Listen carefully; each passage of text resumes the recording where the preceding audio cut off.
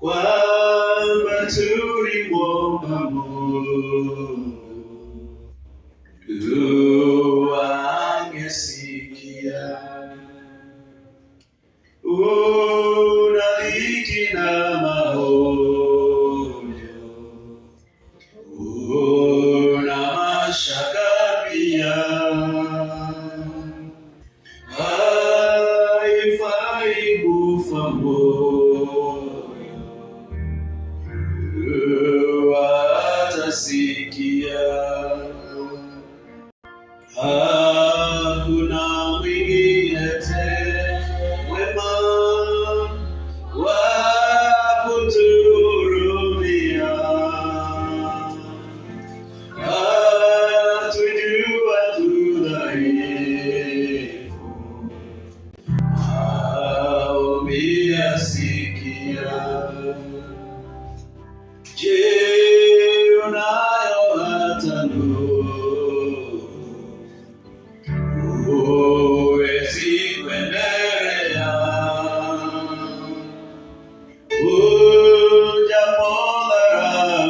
ujapodharauliwa,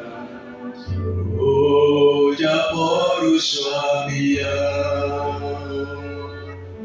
watu wangekudharau, atasikia. Hakuna mwingine mwema wa kutuhurumia, atujua tu dhaifu, maombi yasikia. Baba wetu wa mbinguni, katika jina la Yesu tunakushukuru na tunakuinua kwa sababu wewe ni mwema na wewe ni mwaminifu.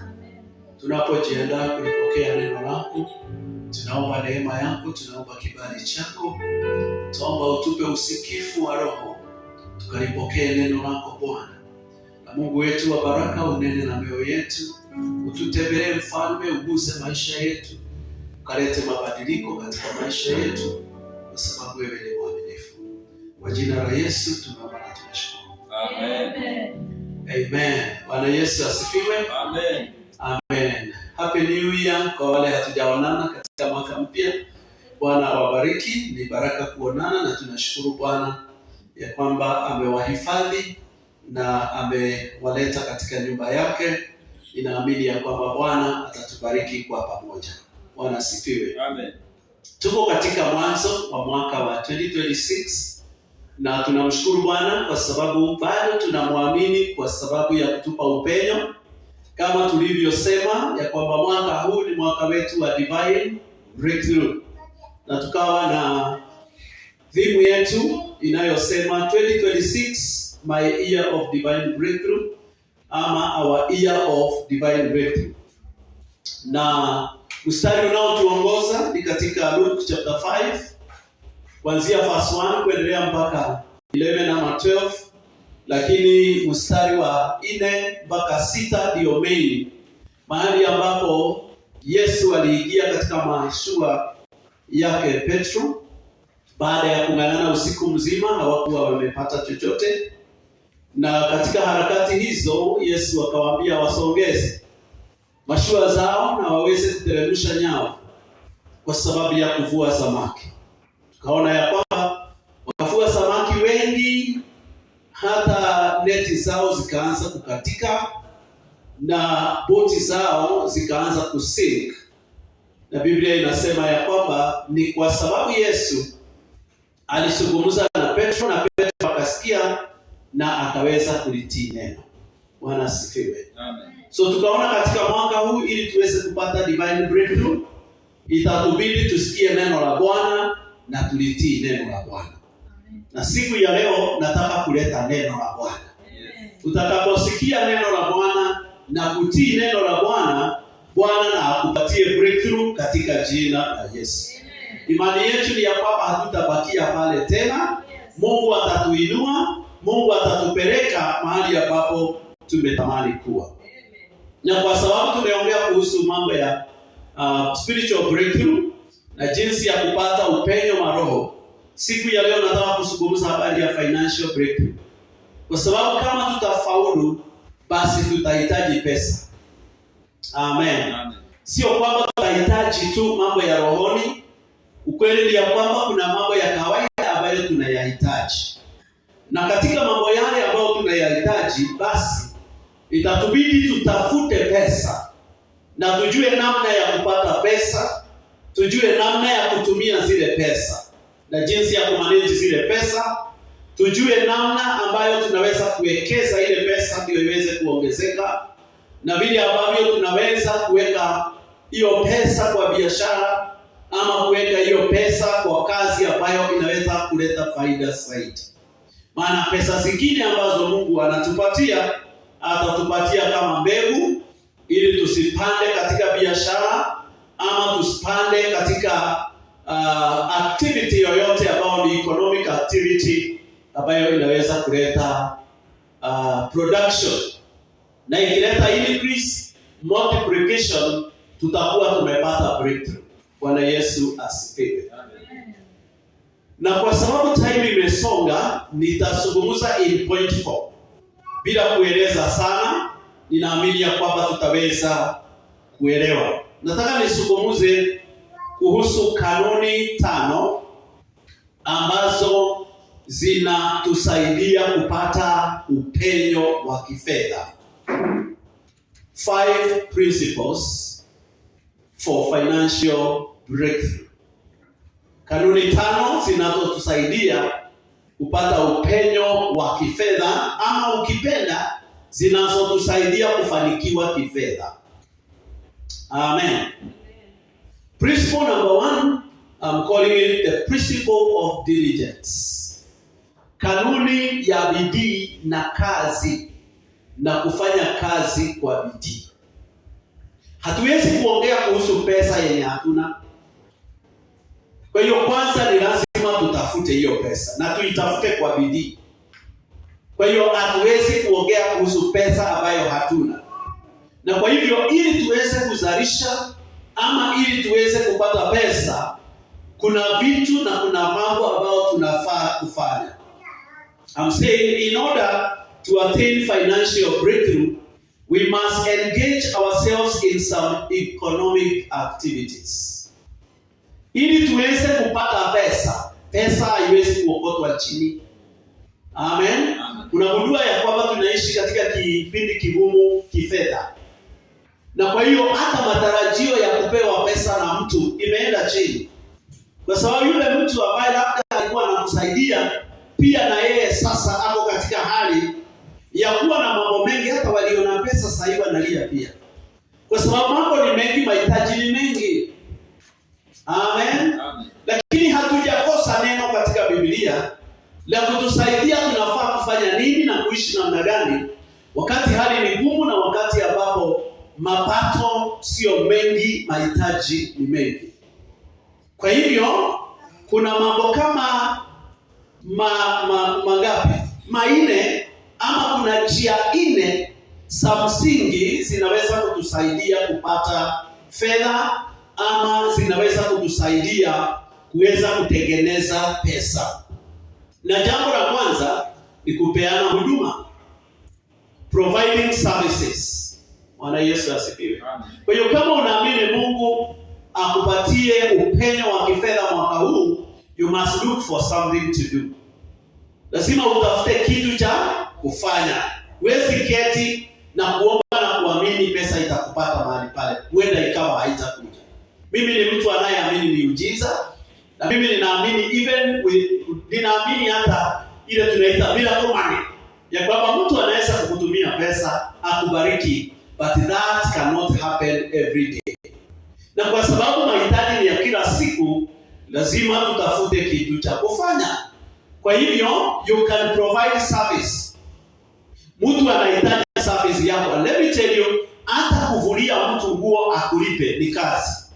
Hiyo ni service unapeana, na afadhali kuliko kukaa chini ukigojea kazi nzuri. Hata kama umesoma ama hata kama uko na skills, hata kama bado hujapata mwajiri wa kukuajiri, you can still do something and get money.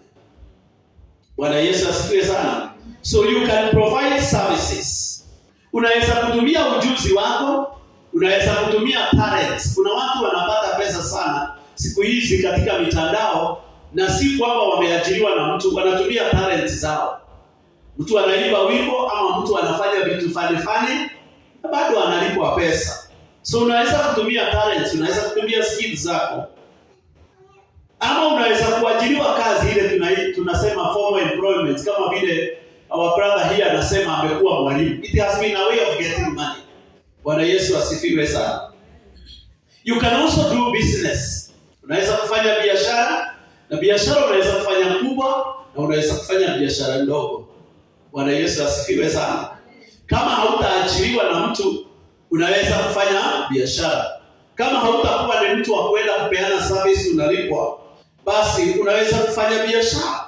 Unaweza kuwa unanunua vitu kwa bei ya chini, alafu unaenda unauza at a profit, ukiwa umeongeza pesa kidogo. Amen. Unaweza kuwa unauza properties. Kuna watu wanauza mashamba lakini sio yao. Shamba lako yeye ndiye anauza, baada ya kuuza kuna commission yake. Sio bado ni njia ya kupata pesa. So you can sell properties, you can sell products, you can also buy and sell some commodities. What I'm saying is there must be an activity. Lazima kuwe kuna kitu unafanya, kwa sababu Mungu hubariki nini? Kazi ya mikono. Kwa hiyo wale ambao wamekuwa kwa nyumba, ninawapea mwito mtoke kwa nyumba. Bwana asifiwe. Look for something to do. Usipende kukaa kwa nyumba. Mimi naambia wamama, hata kama mzee anakupatia pesa, mwambie akupe ruhusa pia utafute yako. Amen. Yeah, kwa sababu wakati mwingine upande mmoja unaweza kuinama, uinuliwe na upande mwingine, si ndio? Bwana Yesu asifiwe sana. Unaweza pia kufanya kile kinaitwa ukulima. Hiyo ni njia pia inaweza kukupatia pesa. Ukiwa hapa kama dada yetu Mama Masi, uko town tu, lakini kule nyumbani kuna ukulima unaendelea. Wewe unatuma pesa, watu wanalima. Unatuma pesa, wanalimia mimea. Unatuma pesa, wanaharvest, ama unaenda harvest, alafu unauza, unarudi town na mfuko wa pesa. Na ulikuwa town tu. Bwana Yesu asifiwe. Yeah, kuna ile inaitwa agribusiness. Kuna biashara zinafanywa wakati huu. Unafanya farming ya teknolojia ya kisasa. Ile ambao vitu ambavyo unalima sio za kukaa muda mrefu, na pia ni vitu ambavyo vina soko ya haraka. Kwa hivyo you can do agribusiness through modern farming. Unaweza kuweka kuku, unaweza kuweka ng'ombe, unaweza kuweka mbuzi, kulingana na ni wapi uko. But I am encouraging you, do something. Amen. Do something. Fanya kitu. Mwaka huu usiketi kugojea, fanya kitu. Kwa sababu tunataka maisha yetu ya kifedha yabadilike. And we have to do something. Kama tutafanya kile tumezoea kufanya, basi tutapata kile tumezoea kupata. If you want to see a change in your life, then you have to change. And change sometimes can begin by changing you. Changing the way you think, changing the way you see things. Amen. Amen.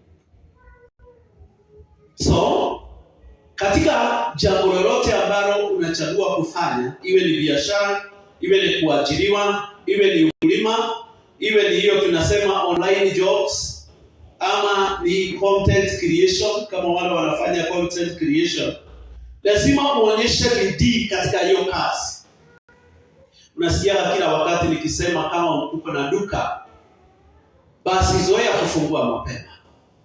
Especially kama unauza maziwa watu wanunui saa 7, wananunua asubuhi maana ni ya chai. Kwa hivyo ukiwa uko na competitor mwenye ako na biashara karibu na wewe, anafungua 6 na wewe unafungua saa 4, basi of course utashindwa na huyo. Maana wamama wanaambia watoto usiende kwa duka fulani hafunguai mapema, enda mahali fulani ndio wanafungua mapema. Ukienda huko utapata hajafungua, ama haujui, hauna hekima ya kufanya biashara. Kuna products zinaulizwa sana na wewe haufanyi nini? Because biashara pia inahitaji skills. Ili ujue ni nini inaenda haraka, hiyo ndio ya kuleta sana. Usiweke dead stock. Amen. Kulingana na customers wako. Biblia inasema katika Proverbs chapter 10 and verse 4. Kitabu cha Proverbs chapter 10 and verse 4, Bible inasema he who has a lazy hand becomes poor. So poverty is as a result of laziness. Yule ambaye ana mkono wa uzembe, huyo atafanya nini? Atakuwa maskini. And you know, umaskini uko in levels. Si ndio? So Biblia inasema but the hand of the diligent makes rich. The point we are getting here is that wealth is created. You create wealth. Kama hujabahatika kupata inheritance, because also you can become rich through the inheritance. Unaweza kuwa umegaiwa manyumba taoni hii na baba yako, unaanza kukota rent. Hiyo ni njia pia ya kupata fedha na umekuwa tajiri. Lakini kama umeanza chini kama mimi vile nimeanza chini, then ni lazima uwe na mkono ambao ni wa haraka na mkono wa bidii na mkono ambao sio mregefu. Usiwe mama wa kuamka saa 5 eti kwa sababu hakuna mahali unaenda. Amka kama kuna mahali unaenda, ndio wakati utapata mahali pa kuenda haitakusumbua kuamka. Hata afadhali uamke uombe na usome Biblia. Bwana Yesu asifiwe sana. Na ukiwa mtu wa bidii, opportunities zinafunguka. Usasikia watu wakitafuta mtu, hata hiyo nasema ya kuvua nguo. Kama wewe ni mtu anafanya kazi in excellence, kazi yako unaifanya vizuri, utasikia wanapeana namba yako. Ita mama fulani, huyo akija anakutengenezea nyumba, anakufulia nguo vizuri, na ni mama wa moyo mzuri. Lakini kama wewe ni mlezi, yani unapewa nguo karai 2 uvue unamaliza saa 10, hakuna mtu atakutaka kwa nyumba yake masaa hiyo yote. Bwana Yesu asifiwe sana. Proverbs 22:29 Bible inasema, do you see a man who excels in his work? He will stand before kings. He will not stand before unknown men. Diligence inakupatia opportunities za kusimama mbele ya wakubwa.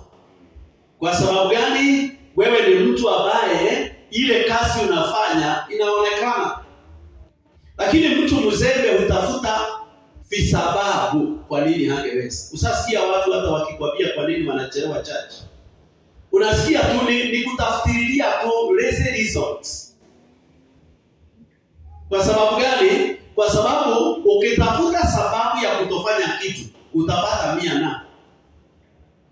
Lakini ukiwa mtu aliye na positive mind, utaonaga opportunities where there is adversity. Umesikia vile ndugu yetu amesema? We are created to solve problems. Si ndio? And you get money when you solve somebody's problem. Ukisolve problem ya mtu unalipa. Na tuna exist to solve problems za watu. Kwa hiyo ni lazima uwe mtu ambaye sio wa visababu. Proverbs 26:13. Biblia inasema there is a man says there is a lion in the road. Mtu mzembe ukimwambia amka twende anakuambia mvua ni kali. Leo nilisikia asubuhi mhubiri akihubiri kwa radio. Akasema ya kwamba utaona vile watu hawataenda kanisa hii weather, hii msimu. Utasikia vile watakuwa wakisema ilianza kunyesha asubuhi tukashindwa kutoka. Akapeana mfano nilicheka sana, akasema lakini Monday utaona mama ameng'ang'ana na mwavuli akingojea gari ya shule na hawatoki kwa hiyo barabara na mtoto anaenda shule ni lower class. Lakini japo ni church kumenyesha. Bwana Yesu asifiwe. Amen. I pray that laziness will not be your portion in Jesus' name. Amen. Amen. Yes. A fierce lion in the street. Verse 14. As a dog pants on his edges, so does the lazy man on his bed. Unaona vile mlango unaswing na hinges zake. Ati mtu mzembe ndio anajigeuza kwa kitanda. Anafungua tu kadirisha kidogo. Jua limetokea ama bado anaendelea kulala. Mama mzima wa watoto 5 amelala mpaka saa 5 saa 6. Hajaosha vyombo. Hata kama simu itakuja ya kutoka uende, chai hujapika. Sasa utasema siku labda kesho. Nilikuwa nakaa na vijana wawili, thank God mnawajua. Abraham and Alex. Nilikuwa nakaa na vijana wawili kwa nyumba yangu. Wakati wametoka Ushago, they ended up in my house. Lakini hata wakati hawajaajaliwa, hawangekuwa kwa nyumba saa 2.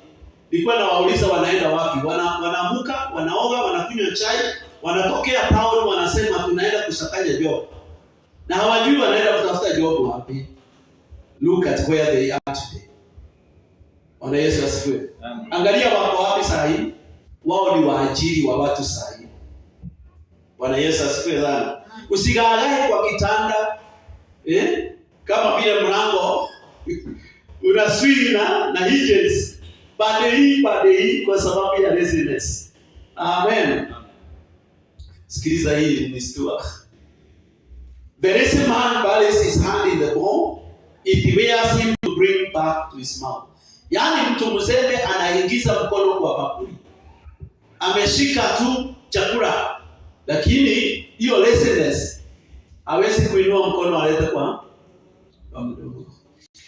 Kwa sababu ya uzembe. Uzembe ni mbaya. Bwana Yesu asifiwe sana. Na ukitaka kujua wewe ni mlezi, angalia unaamka saa ngapi na unalala saa ngapi. Unaanza kazi zako saa ngapi. Bwana Yesu asifiwe. Is it okay? Are we okay? Yes. Principle number 2 ya kutusaidia kupata prosperity in this life. I'm calling it the principle of stewardship. Tunafaa kuelewa ya kwamba sisi wenyewe na chochote tulicho nacho does not solely belong to us. We belong to him. Everything we have comes from him. Amen. Amen. Sisi ni wa Mungu na chochote tulicho nacho ni cha Mungu. Kwa hivyo sisi ni nini? Ni mawakala ama waakilishi wanaowakilisha Mungu katika mali. If you are a father or a mother, that family does not belong to you. That is a family of God. Lakini amekuweka hapo kama a manager. Ili ya kwamba umlelee watoto because they have a destiny. The way you bring up your children matters so much to God. Kwa sababu amewapeana. Wazazi wengine hawawalei watoto na njia inayofaa, they end up into the streets. Destiny zao zinaharibika kwa sababu labda walikosa amani ndani ya nyumba zao. Look at the book of Luke chapter 16. Luke chapter 16. Yesu alipeana mfano, it was a parable, ambao Yesu Kristo aliwapatia. Akasema ya kwamba kulikuwa na mtu mmoja tajiri ambaye alikuwa na manager na kukaletwa malalamishi ya kwamba huyu manager alikuwa anapoteza mali ya mkubwa wake. Kwa hivyo akamuita, akamwambia, ni nini hii ninayosikia? Ninataka uweze kuleta accounts, mahesabu. Nataka ulete mahesabu ili niweze kuona kama utaendelea ama hautaendelea katika hii kazi. Huyu jamaa akasema, nitafanya nini sasa kwa sababu naona nitafutwa kazi. Kwa hivyo alijua ya kwamba hajafanya kazi ipasavyo. Amen. Na Biblia inaendelea kusema, you can continue reading, ya kwamba alipojua atafutwa kazi, akaita watu waliokuwa na madeni. Akawaambia, enda ubadilishe madeni kutoka 100 uweke 50. Mwingine akamuita akamwambia ndio badilisha kutoka 50 weka 25 ili ya kwamba nikipeleka mahesabu isemekane ya kwamba you owe 50 not 100. Is that accountability? No. Is there any faithfulness there? Kuna uaminifu hapo kwa kweli? Na Biblia inasema ya kwamba ili akifutwa kazi wale wamkaribishe kwao nyumbani. What do we call that in one word? Corruption. Hiyo ni corruption, si ndio? Kwa sababu huyu ni manager ambaye sio mwaminifu. Huyu ni manager ambaye yeye hajajua ya kwamba hii mali sio yake. It's not in your power kuambia mtu abadilishe deni yake. Bwana Yesu asifiwe sana. Na kuna maneno ambayo Yesu alimalizia pale chini ambayo ni maneno ya muhimu sana, verse 10. Akasema, he who is faithful in what is least is faithful also in much. Yule atakaye kuwa mwaminifu na vitu vidogo atakuwa mwaminifu na vitu vikubwa ama na mali nyingi. Na yule ambaye sio mwaminifu na kile kidogo hawezi kuwa mwaminifu na vitu vingi. Kwa hiyo Yesu akasema namna gani verse 11? Kama hujakuwa mwaminifu na mali ya kawaida hii ya kuisha, nani atakaye kuaminia mali ya milele, utajiri wa milele? Akasema verse 12, kama hujakuwa mwaminifu na vya mwingine, nani atakuaminia vya kwako? Bwana Yesu asifiwe sana. So stewardship is all about accountability, is all about faithfulness and trustworthiness. Ya kwamba tujue ya kwamba lazima tuwe waaminifu. Jua kuna wale ambao itakuwa kwamba njia ya kupata pesa ni kuajiriwa. Kwa hiyo ni lazima tuwe waaminifu katika mahali ambapo tumeajiriwa hiyo kazi. Anasifiwe sana. Lazima tuaminiwe kwa vidogo. Unajua Biblia inasema do not despise the days of little beginning. Sometimes Mungu atakuinua kutoka chini. Haitakuwa mara moja, atakuinua kutoka chini. Kwa hivyo atakuhitaji kuwa mwaminifu pole pole. Unapoendelea kupanda. Principle number 3 ya kutusaidia kupata financial breakthrough or financial prosperity, I'm calling it the principle of saving. The principle of saving. Hapa kwetu Afrika hatuna hiyo culture sana. Mambo ya kusave. Sana sisi tunajua kuconsume. And I'm sorry to say, that's why some of us tukiongeza mshahara tunaongeza walaji. Kwa sababu pesa imekuwa mingi. Sio culture yetu kusave sisi. Kwa hiyo ni lazima ujilasimishe ya kwamba unapopata pesa usikule yote. Maana hautatajirika na mshahara. Mshahara huwezi kukutajirisha. Hapana, kwa sababu unalipa nyumba, unasomesha watoto, una mahitaji ya kula, kuvaa, traveling na mambo. Ukitoa hizo zote after imetolewa ile ya serikali na mambo hayo yote, ile pesa inabaki kwa mkono wako, ni ngumu sana kutajirisha. Lakini if you begin saving kidogo kidogo itakusaidia. I want to say this. All seasons are not the same. Majira huwa yanabadilika. Hata corona ilikuja. Si ndio? Na ikabadilisha hali zetu za kifedha na hali zetu za kupata pesa. So eventualities sometimes come. Kuna mambo yanakuja ambayo hayakutarajiwa. Disasters can hit. Hata hiyo biashara yenye ulikuwa nayo inaweza shika moto. So kama ulikuwa unategemea kile unatoa kwa biashara, hauna saving mahali, utarudisha hiyo biashara tena kweli? Haitawezekana. So it is good to apply the wisdom of saving. And you can check katika kitabu cha Proverbs. There is an interesting story here ambayo the wise man Solomon is giving us. The book of Proverbs chapter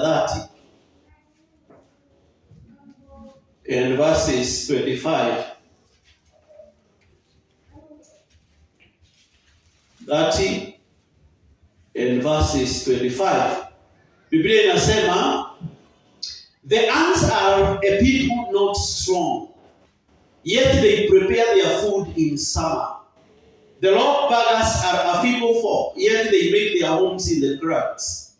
The rockets have no king, yet they all advance in ranks. The spider skillfully grabs with its hands, and it is in kings' palaces. This wisdom, but Solomon analeta hapa ni ya kutuonyesha ya kwamba these are small insects but with great wisdom. Wanajua, for example, msimu wa mvua umeanza. Ni rare sana uone those insects, especially wale wanakaa ndani ya shimo, huwezi kuwaona on the surface, kwa sababu wanajua watakuwa swept.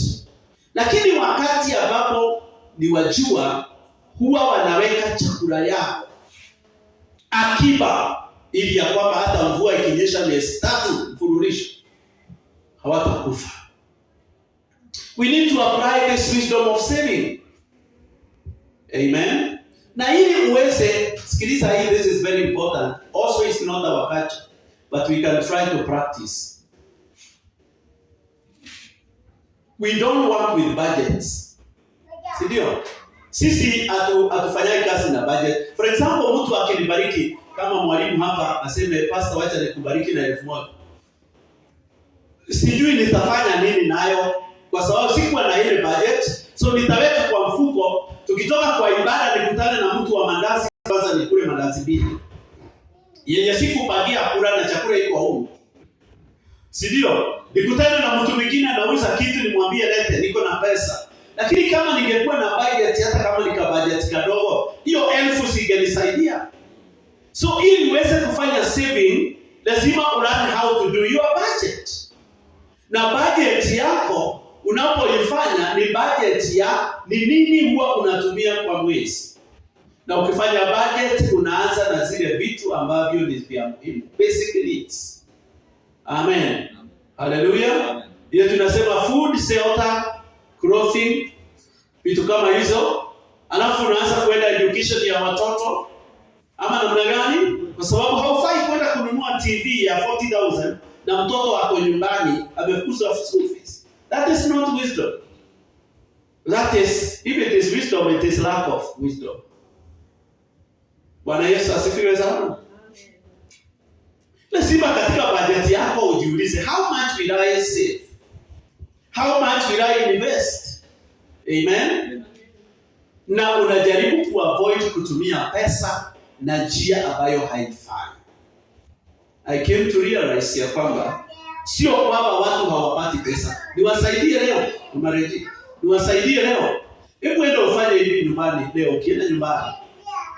Enda ununue data, alafu uende Safaricom, uambie wakupatie statement yako ya pesa ya 2025.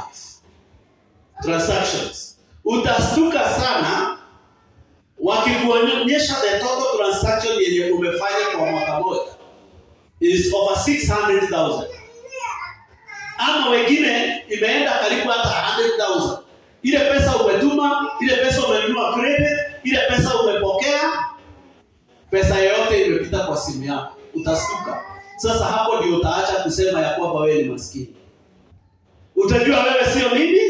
Maana umaskini iko hapa kwa kichwa wala sio kwa mfuko. Bwana Yesu asifiwe sana. Afadhali kukosa pesa kuliko kukosa idea. Maana ukiwa na idea unaweza enda banki ukope pesa, uimplement idea yako, upate pesa na ulipe deni. I'm teaching good. Yes. Bwana Yesu asifiwe sana. So lazima ujiulize ni nini una save. And I want to advise you, saving in a circle is better than keeping your money in the bank. Badala ya kuweka pesa katika bank, save pesa yako kwa sako. Mahali ambapo unaweza kuchukua loan na uboost biashara yako ama uanze upya. Kwa hiyo usifurahie ya kwamba unaweka kadi yako kwa bank ama unaona prompts za simu zinakuambia uko na 50,000 kwa bank. Inafanya nini? Unajua ukiingia kwa bank kuleta 100,000, unakutana na mimi nikiingia kwenda kuichukua nikafanyia biashara ama ukulima. So wewe uliweka pesa ukafikiria ati imewekwa kwa hiyo nyumba. Hakuna pesa kwa hiyo nyumba. Hiyo pesa ilipatiwa mtu mwenye anatumia akili ya investment. So ukiweka miaka 2, mimi nimeshafanya kazi na hiyo pesa yako. Wewe unaangalia balance au pesa yako iko. So it is better you save your money in a circle. Mahali ambapo you can get a loan, you can boost your capital for business or other ventures. Mambo mengine ambayo unafanya. So avoid to put your money where you cannot get profit. Kama ni pesa ya kukaa, weka mahali ambapo kuna, usiweke mahali pesa inalala. Amen. Hii kwetu sana hatujui sana, but if you get an opportunity you can buy shares. Shares zinapea watu pesa. Lakini ukinunua shares pia uwe mwangalifu, uwe na advisor. Somebody who is a financial advisor. Usipoteze pesa yako. Amen. So you can buy shares. I'm speaking to the world. That's why I'm speaking with a broad mind. Nasungumzia dunia kupitia WhatsApp hapa na Facebook. Bwana Yesu asifiwe sana. So you can buy shares, you can buy property that we appreciate with the time. Naweza kununua kiwanja pale Mutaita 50 by 100. Hata kama unanunua leo, kesho hautauza ile pesa. Lazima itaongeza hata kama ni 10,000 tu. Amen. So ukiweka hapo 1 year, ina appreciate, inakupatia pesa. Avoid liabilities that depreciate within a short time or they pose a high risk. Liabilities ni kitu unanunua leo, lakini kesho ukiuza, utauza ataroa money. Amen. Hata hizi gari zenye tunatembea nazo, gari ukinunua leo hata kama ilikuwa mpya kwa showroom, alafu nifikiria after 1 week kuuza, itakuwa imedepreciate. Lazima itapoteza pesa kiasi. Amen. Hata hizo ma TV, hata hizi simu. Unaona mtu ako na simu ya 80,000 na anadai ya kwamba hiyo simu inatumia Fulisa, inatumia hii ingine ya credit inaitwa aje mambo? Hii deni ya credit. Mshwari, Kopa. Yaani simu ni, si ununue simu ya 20,000. Hii pesa ingine 60,000 uinvest mahali. Angalau hata simu hii kubwa ionage credit. Bwana Yesu asifiwe. Ninawatoa katika utumwa. Kwa sababu saa nyingine watu wako katika utumwa wa kutojua. We suffer what we don't know. Ignorance is very expensive. I'm giving you knowledge today. Amen. Amen.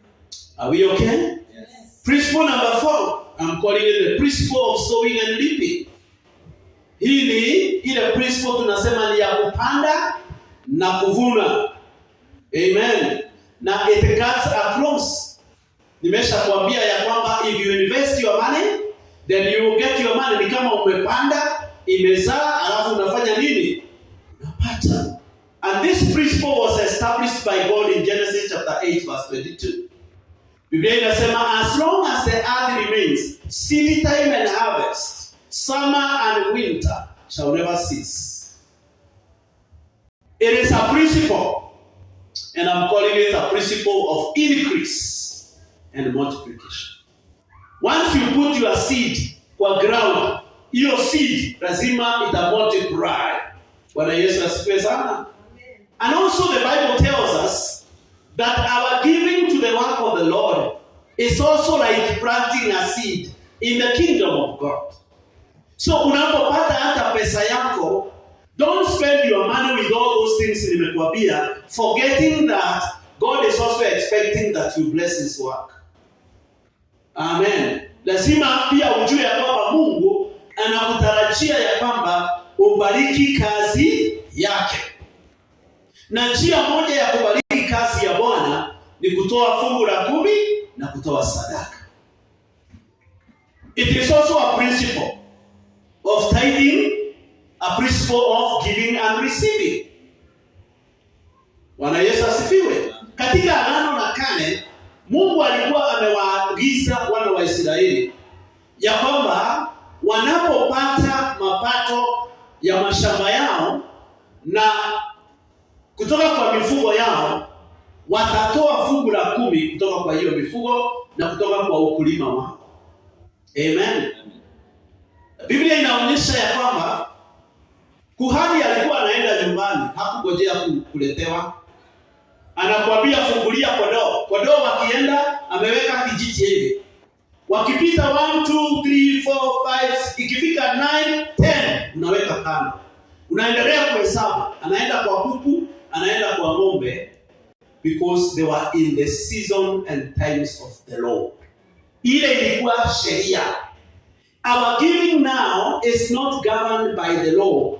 It is governed by grace. Amen. Now giving during the time of grace is far much better than the law. Malachi chapter 3, ukianza verse 9 and 10, Bible inaonyesha ya kwamba muheshimu Mungu na matoleo yako ya fungu la 10. Muheshimu Bwana na sadaka zako. So when we are giving, we are telling God, I'm coming back to honor you. Remember my favorite scripture, Deuteronomy 8:18. Bible inasema utamkumbuka Mungu wako kwamba yeye ndiye hukupatia nguvu ya kutengeneza utajiri. How do we remember God? When we get our money, by giving your tithes, by giving your offerings. Na tithe sio offering, na offering sio tithe. So siku ile uko na tithe, don't forget to come with an offering also. Bwana Yesu asifiwe sana. These were requirements in the Old Testament. Na watu huwa wanasema siku hizi ati tithe ni Agano la Kale, ni vile hawajui Biblia. Tithe ilitolewa before the law came. Abraham gave a 10% ya ile prada yenye alipata baada ya kupigania mtoto wa ndugu yake. There was no law by that time. Tithe ilitolewa during the time of Moses, na wakati wa Musa ndio ilikuwa the time of the law. Tithe imetolewa after the law. In fact, Yesu ameongea kuhusu tithe. Anasema nyinyi huwa mnatoa tithe ya terere na sukuma zingine hapo, lakini mnakosa justice. Yule mtu ambaye alijipiga kifua kwa maombi ndani ya hekalu alisema, mimi huwa natoa fungu langu la 10 kwa wakati. So hakuna kusema ati ni Agano la Kale kama vile watu wanahubiriwa siku hizi katika mitandao ya kwamba tithe is in the Old Testament.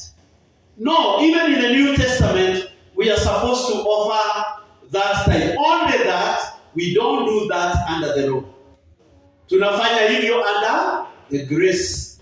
Na kwa sababu ni under the grace, then I'm not there to remind you all the time. I cannot stand here to tell you will be cursed if you don't give.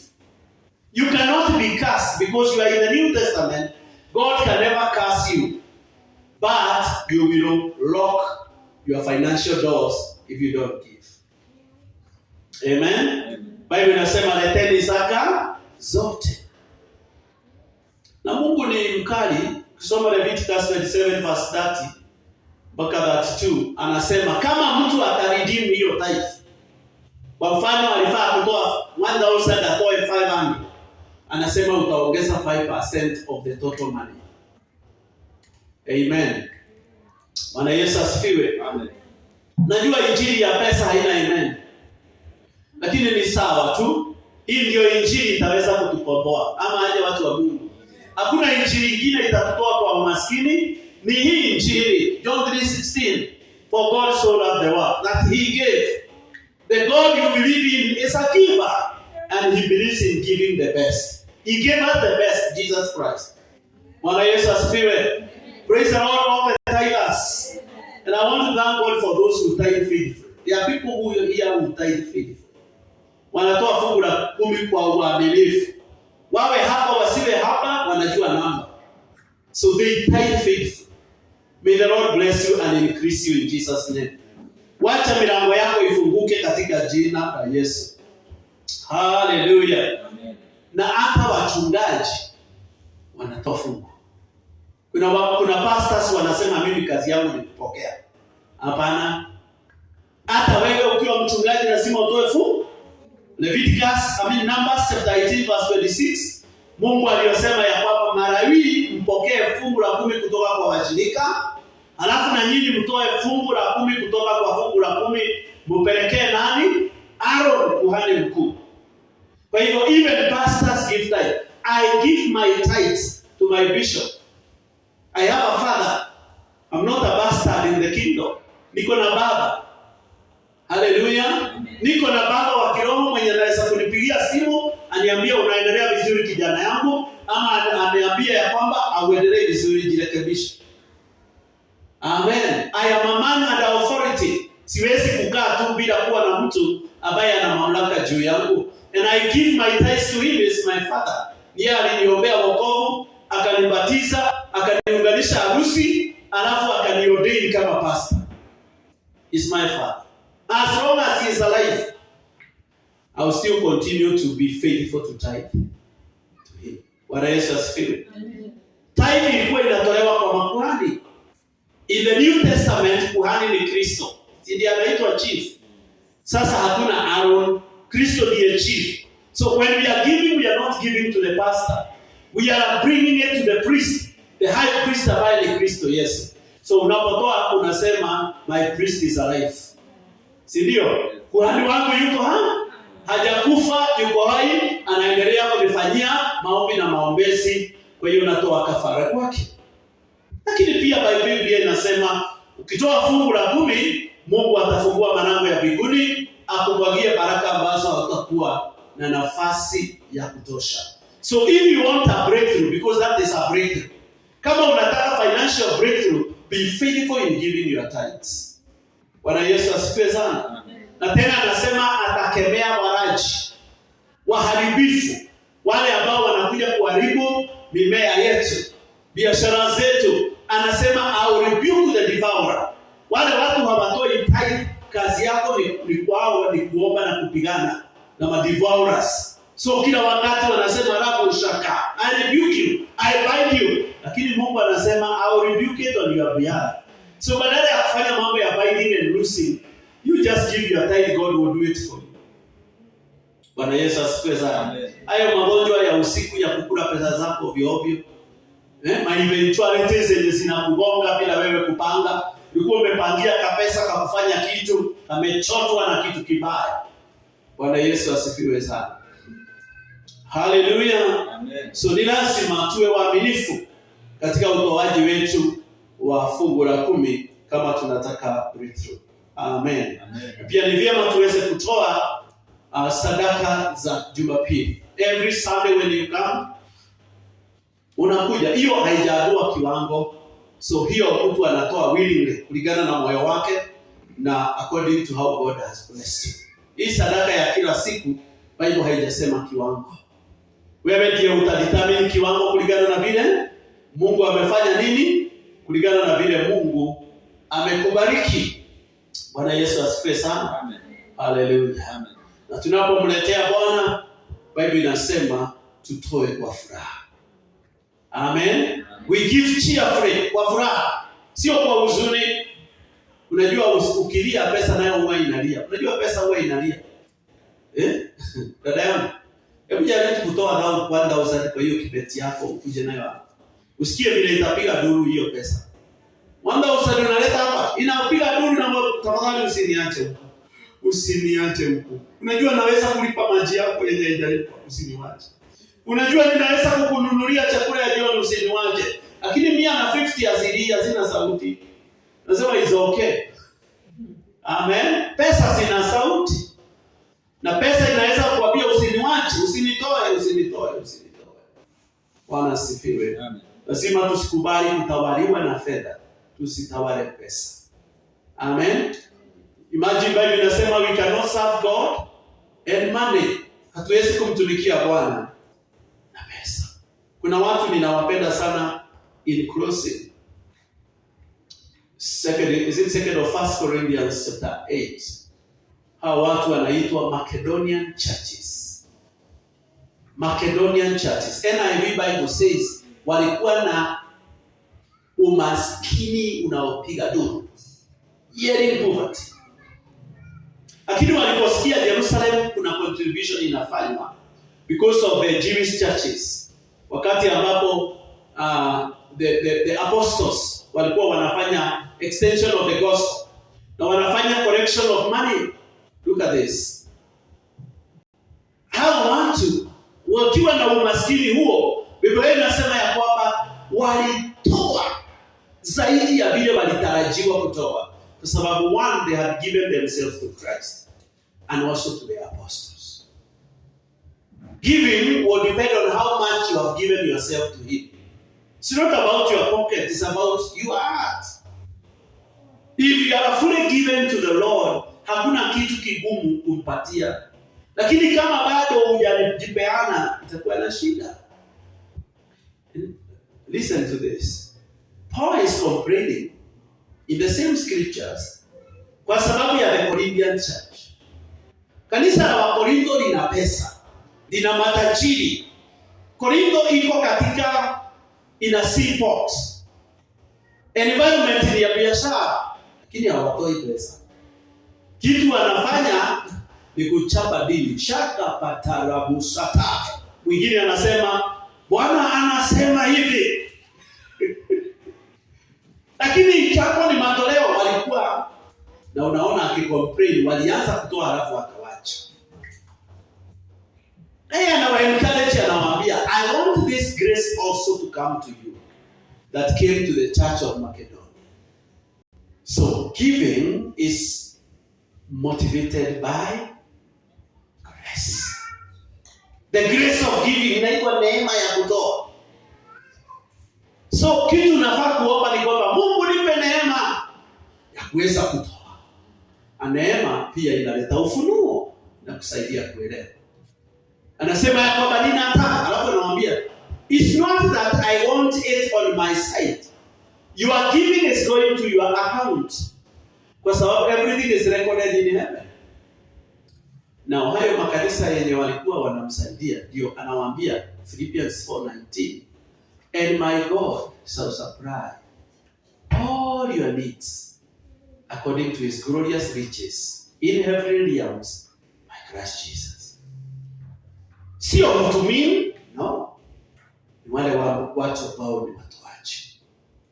Ombi langu siku ya leo ni Bwana atusaidie kujua what we can do in order to get money.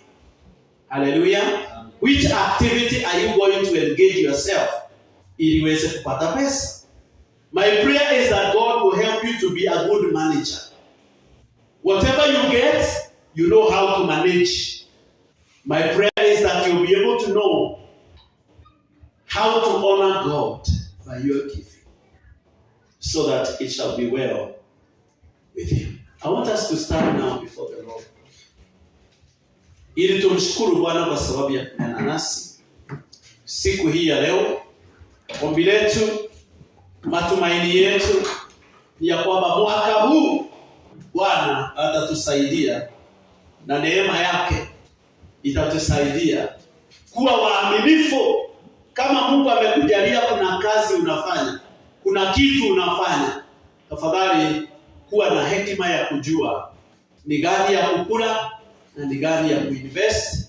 Kuwa na hekima ya kujua ni nini ya kumtolea Bwana katika kazi yake. Amen. Inua mikono yako, mwambie Bwana akusaidie, akupe neema. Baba, tunakushukuru, tunalitukuza jina lako. Asante kwa wema wako, asante kwa fadhili zako, asante kwa rehema zako. Tunakushukuru Baba yetu katika jina la Yesu kwa sababu ya neno lako ambalo umetunenea siku ya leo Bwana, katika jina la Yesu.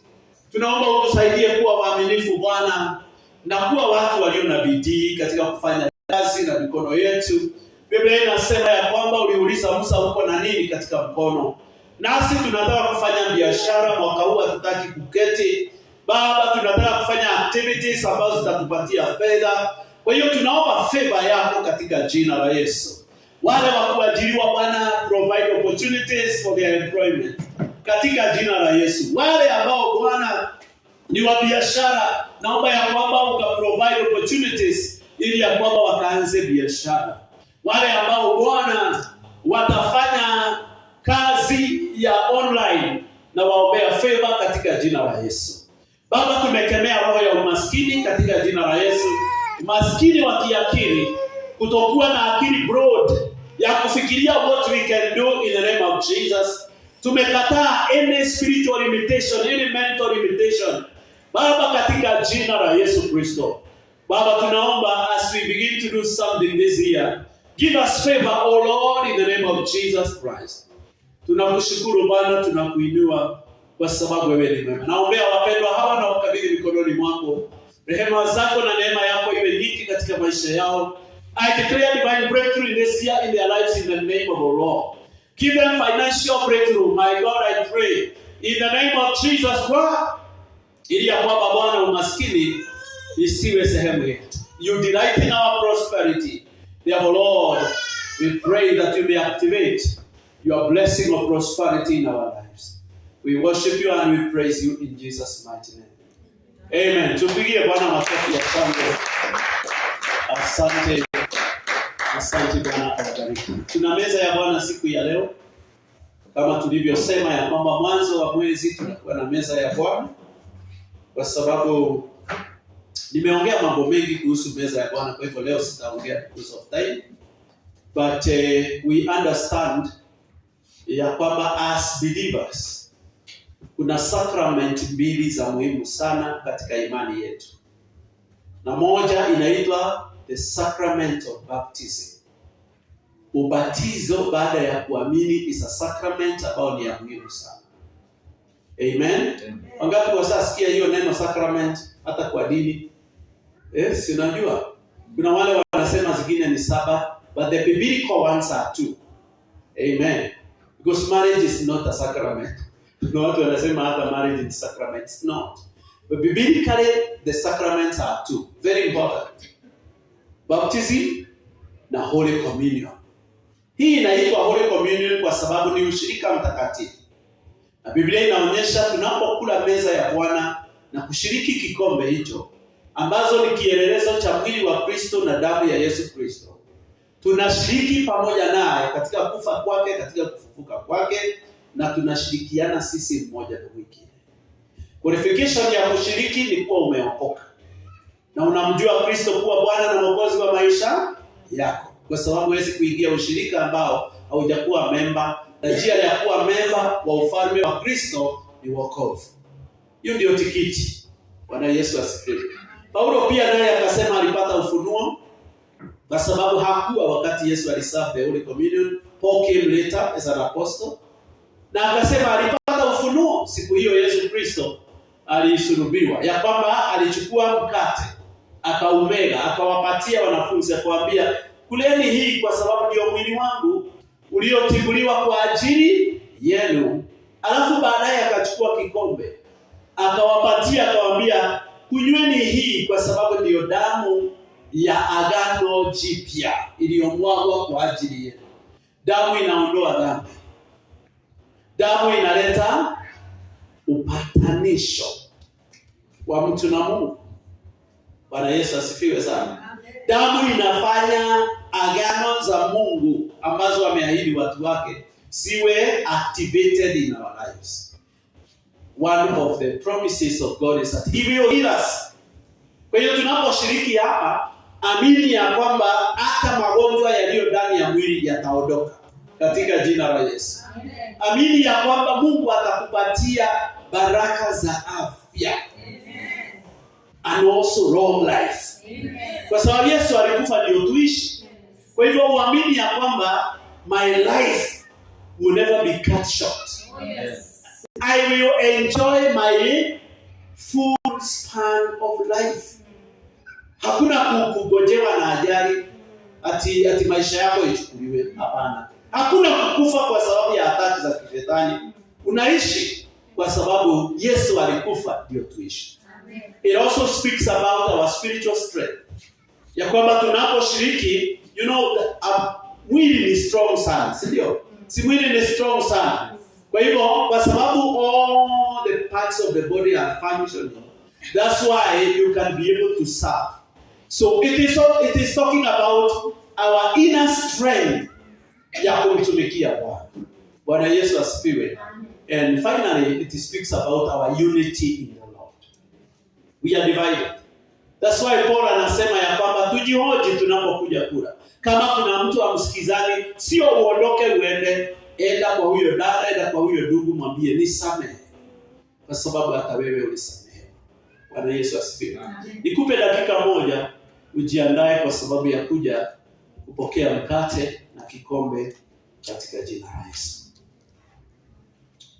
Ombi langu Bwana wangu, peke yangu sitaweza, uwepo wako Bwana uwe nami. Baba, katika jina la Yesu, wajitakaza mbele zako ndani ya damu ya Yesu Kristo. Kama kuna dhambi ama hatia ama jambo tumelifanya makosa mbele zako, tunaomba utusamehe Bwana na ututakaze katika jina la Yesu. Tunapokuja kushiriki mkate na kikombe hiki ambayo ni mwili na damu yako iliyomwagwa kwa ajili yetu, tunaomba ya kwamba kila magonjwa yapone katika jina la Yesu. Tunaomba ya kwamba kila udhaifu wa mwili, wa kiroho, wa kimawazo uweze kuondoka katika jina la Yesu. Tunaomba nguvu mpya za kukutumikia. Tunaomba roho wa umoja katika jina la Yesu. Kama Bwana kati yetu kuna roho ya chuki, kutoelewana, kutoshirikiana, kutengana, tunaomba ile gapi kaondolewe katika jina la Yesu. Tumepokeana mmoja na mwingine katika ushirika huu mtakatifu kwa sababu wewe ni Bwana. Baba, tunaombea mkate huu ukaweze kubariki katika jina la Yesu, ukaweze kutakaza tunapokula na tunaposhiriki kwa pamoja. Baba, ikawe ni kielelezo kizuri cha mwili wako katika jina la Yesu Kristo. Baba, bariki kikombe hiki ambacho ni ishara ya damu ya Yesu Kristo.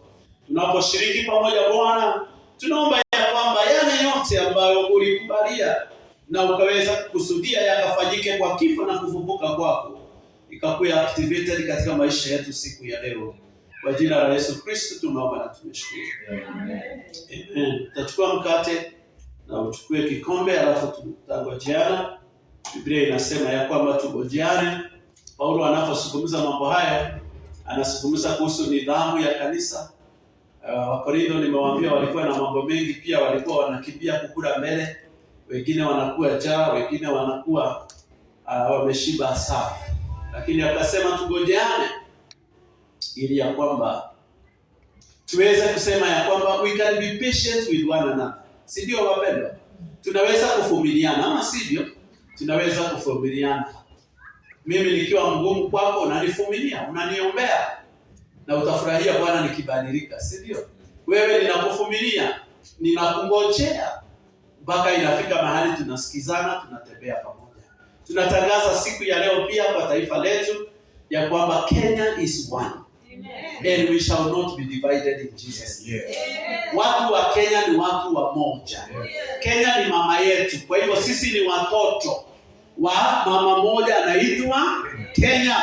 Na wala sisi hatuna ubaya na mtu, hatuna chuki na mtu. Amina. Tunaombea Kenya na tunaombea viongozi wetu the same. Wawe kwa serikali, wawe kwa upinzani. We are praying for them, all of them for the same. Amen. Unajua kuna wale wanaitwa city na kuna wale wanaitwa aspiring.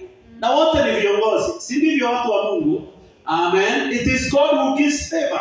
So wale ambao Mungu atawapatia favor, wapate opportunities za kuongoza, it's good they understand ya kwamba is an accountability function wamepewa. Bwana asifiwe.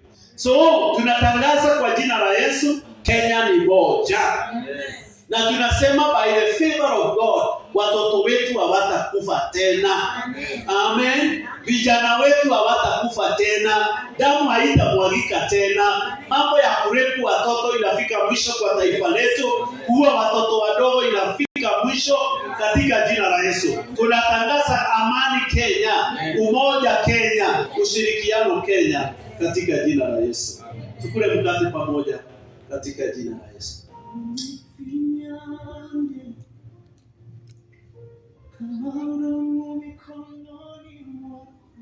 Kwa kikombe hiki ambacho tumeshika katika mikono yetu, tunaamini na kutangaza damu ya Yesu Kristo huondoa makosa yote, huondoa laana zote na huondoa pingamizi zote.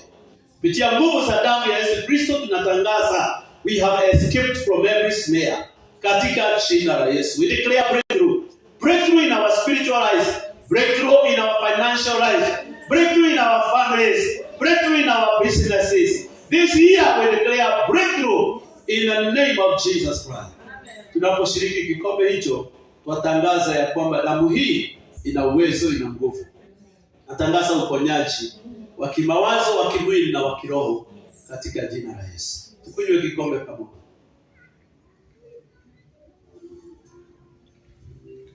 Thank you Jesus. Chukua sekunde chache.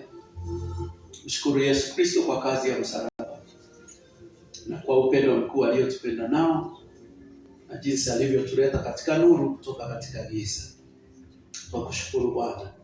Wewe ni mwaminifu na wewe ni mkuu. Thank you Lord. Shaka tarabasa. Riba shaka ya daraba usani. Darabo sika ya nuru shaka rabagasha. Yesu nakushukuru. Asante kwa kazi ya msalaba. Asante kwa sababu ya upendo mkuu uliotupenda nao. Asante kwa sababu ya ukombozi uliotukomboa nao Bwana. Siku ya leo tunatangaza we are coming out of this church different people in the name of the Lord. Aturudi nyumbani na mizigo, aturudi nyumbani na magonjwa. Watangaza siku ya leo nguvu zako ziteremke juu yetu. Situkomboe, situfumbue, situpatie uhuru katika jina la Yesu. Tukushukuru na tukuinua Bwana, maana wewe ni mwema. Kwa Yesu Kristo Bwana tunaomba na tunashukuru. Amen. Tunaweza kumshangilia Bwana kwa makofi kwa sababu Bwana ni mwema na ni mwaminifu katika jina la Yesu. Asanteni sana, Bwana wabariki hata wale ambao wametufuata katika mitandao yetu. Tunawapenda, tunawashukuru, and may the Lord bless you and may the Lord do you good. May you have financial breakthrough in Jesus name. Amen. Tumshangilie Bwana tena katika jina la Yesu. Asante. Tunaweza kuketi kwa dakika kidogo.